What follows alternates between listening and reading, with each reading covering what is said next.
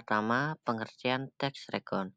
Teks rekon adalah teks cerita ulang yang berisi peristiwa, kegiatan, atau pengalaman yang telah terjadi di masa lalu secara kronologis.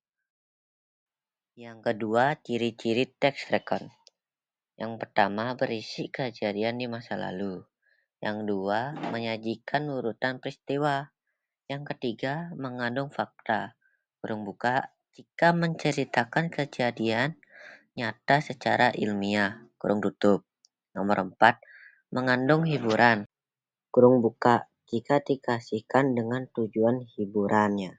Kurung tutup. Yang ketiga, fakta, opini, dan asumsi dalam teks rekon. Yang pertama, fakta.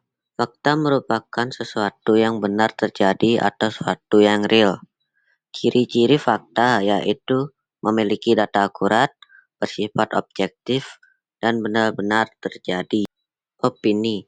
Opini adalah gagasan atau pendapat. Biasanya sebuah opini dipengaruhi oleh perasaan, pemikiran, spesifik, keinginan, sikap, pengalaman, pemahaman, keyakinan setiap individu. Asumsi. Asumsi adalah sinonim dari kata tanggapan, dugaan, hipotesis, pemikiran, dan taksiran. Singkatnya, asumsi adalah dugaan atau anggapan sementara yang kebenarannya belum bisa dibuktikan.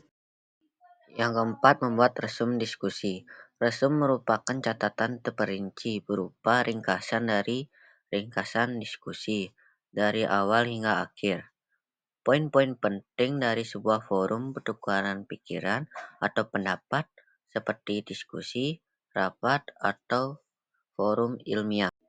5. Struktur teks rekon terdiri dari 3 bagian utama.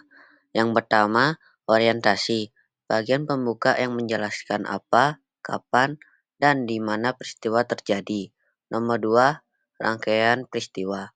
Rekon adalah inti dari teks tersebut yang menceritakan kejadian secara kronologis dari awal hingga akhir secara berurutan sesuai waktu. 3. Yang ketiga, reorientasi. Reorientasi adalah bagian penutup dari teks biografi yang berisi pandangan atau simpulan pribadi penulis tentang tokoh yang ditulisnya. 6. Jenis-jenis teks rekon. Yang pertama, rekon pribadi.